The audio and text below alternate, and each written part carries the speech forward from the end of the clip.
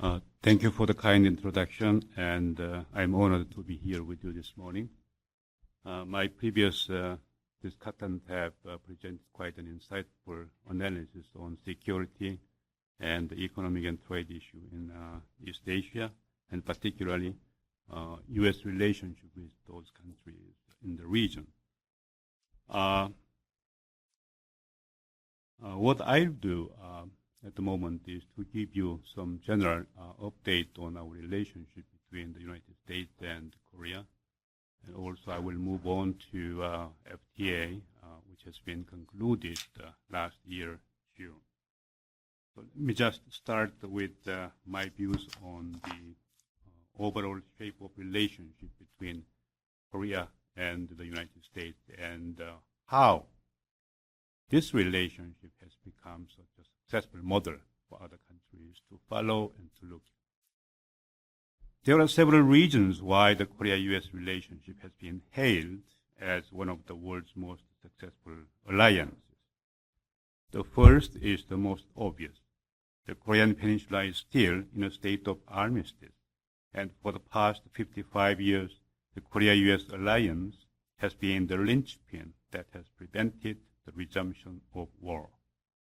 Secondly, in the political realm, our alliance has also brought remarkable success. In the early stages, Korean democracy had its fits and starts, but in recent decades, Korea has assumed its place among the leading democracies of the world. Perhaps our problem is to have too much democracy. A third notable success is the economic miracle that Korea has achieved. From the rubble of war, Korea has risen to the world's 11th largest economic power. And also it has become the 7th largest trading partner for the United States. A fourth consequence of this alliance is Korea's new role in the international community.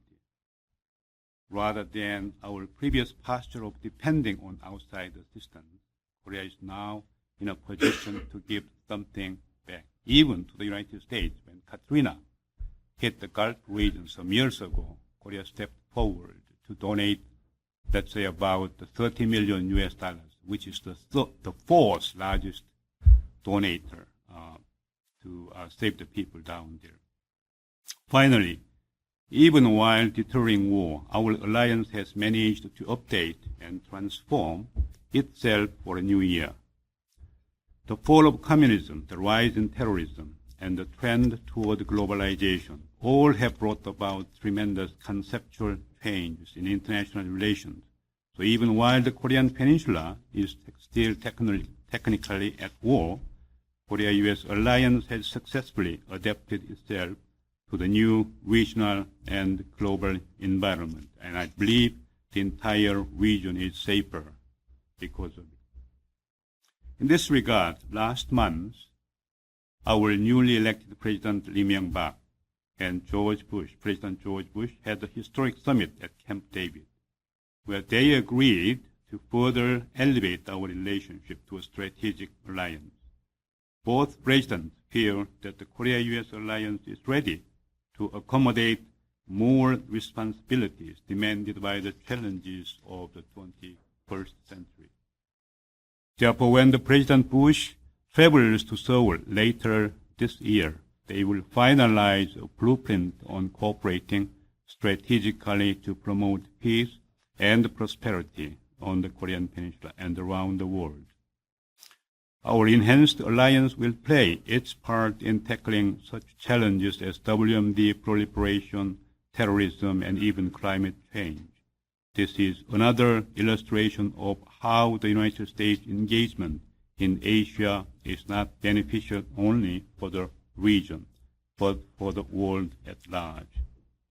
Looking further down the road, the ROK-US alliance will play a key role in the process of reconciliation and reunification of South and North Korea.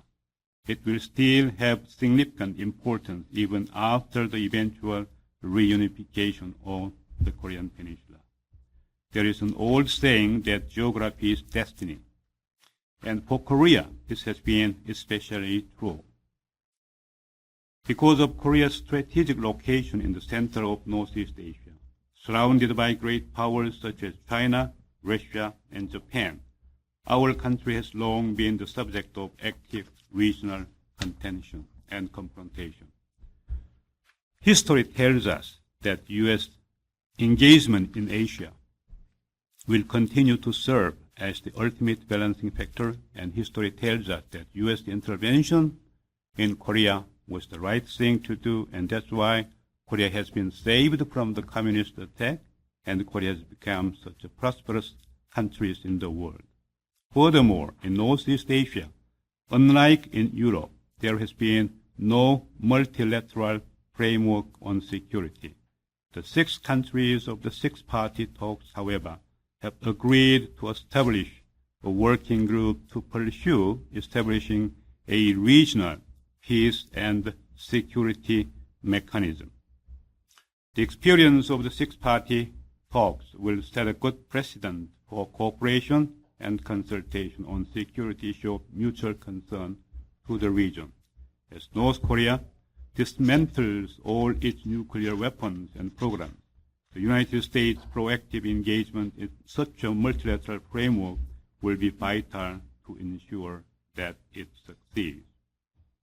I want to conclude by making a pitch for the Korea-U.S. Free Trade Agreement, or KORAS-FTA as we call it. I have personally met hundreds of members of Congress thus far, and I have traveled to about half of the 50 states to make the case for this historic agreement. And I will be back out on the road again next week. For the most part, I have found that the agreement has widespread support, and especially as the facts become known. I don't have much time to go into chapter and verse on the details, but if anyone would like more information on any aspect of the agreement, please know that my staff and I are ready to assist. And we have brought this fact sheet about our free trade agreement. These are out there, but let me just give you some general thoughts on this. First, this free trade agreement is the largest one after NAFTA. And NAFTA's agreement, that the agreement's importance has been well appreciated, although we have some domestic controversy on that. And yet, this agreement with Korea is the single largest agreement after NAFTA. And we have 4 current free trade agreements, although one of which has been approved in the Congress. But Korea's economy, in terms of its GDP or overall GDP, is 3 times as large as the combined GDP of Colombia, Peru, and Panama. And also, Korea's trade with the United States is almost more than 3 times as large as the trade of Peru, Colombia, Panama combined with the United States. So this is why I say that this free trade agreement is the largest one that U.S. have concluded since after NAFTA. And also, this agreement is intended to tear down non-tariff barrier and lower the tariff. What we have agreed upon is 95% of manufactured goods and consumer goods will be duty-free within 3 years after entering force of this agreement, and the remaining 5% will be phased out in 10 years' time. So this is quite a significant agreement and far-reaching agreement to level the playing field and to give you more opportunity for your goods to have market access in Korea. And also this is a very comprehensive one. It covers all aspects of our 2 countries' economic relationships, starting from agriculture, service, manufactured goods, competitions, labor, and standard environment. On this agricultural stuff, we talked about the beef. The beef is not, in my view, the subject to talk. The beef is the subject for our stomach. And already this beef is in our stomach for Koreans who are here and who have visited Korea every year. We have about 800,000 Koreans visiting the United States. We have eaten a lot of beef. Now, whether this is going to be the case for those Koreans back in Korea, yes, it will be. In the coming weeks, since we have agreed upon a new import protocol a couple of weeks ago, we are going to have your beef in the country.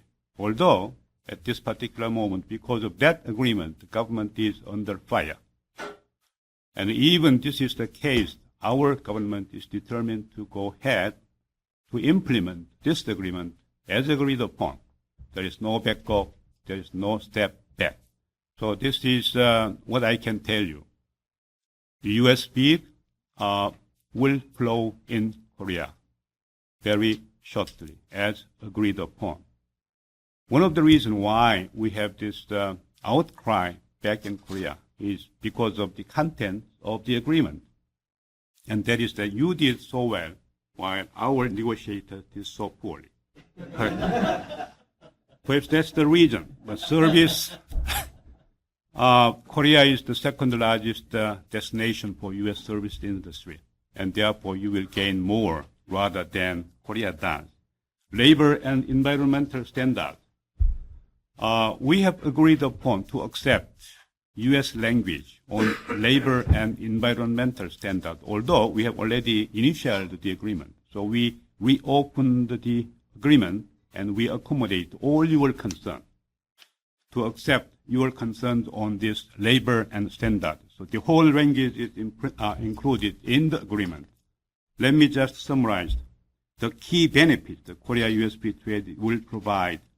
Expanded opportunities for trade with the dynamic Korean market, increased Korean investment in the U.S. and therefore more U.S. jobs, a springboard for U.S. companies to advance in dynamic Asia, and benefits to consumers in the form of greater and more affordable choices.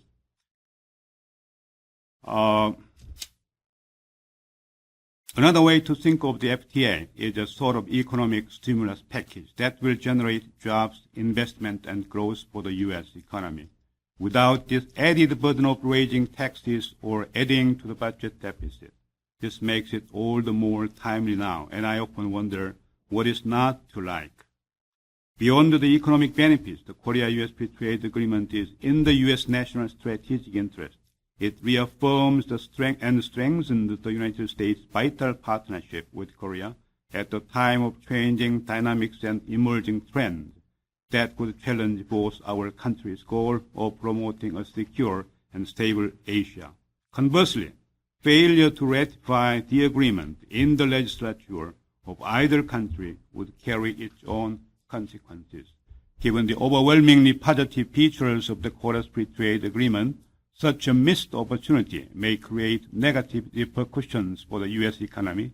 As U.S. market share in Korea has begun to decline recently, the U.S. would lose the chance to firm up its position ahead of other major trading nations such as the EU, Canada, and China. Failure to enact this important FTA would also be a blow to the bilateral relationship our two countries have painstakingly built over the half-century. In sum, this agreement promotes U.S. competitiveness, leadership, and economic security in an important region at the critical time. I realize this is the campaign season, but I would hope that this FTA would at least get a hearing and get it done in the U.S. Congress before the end of this year. I firmly believe it is too important an opportunity to let pass by, and I urge your support. Built over the half-century. In sum, this agreement promotes U.S. competitiveness, leadership, and economic security in an important region at the critical time. I realize this is the campaign season, but I would hope that this FTA would at least get a hearing and get it done in the U.S. Congress before the end of this year. I firmly believe it is too important an opportunity to let pass by, and I urge your support. Pass by, and I urge your support.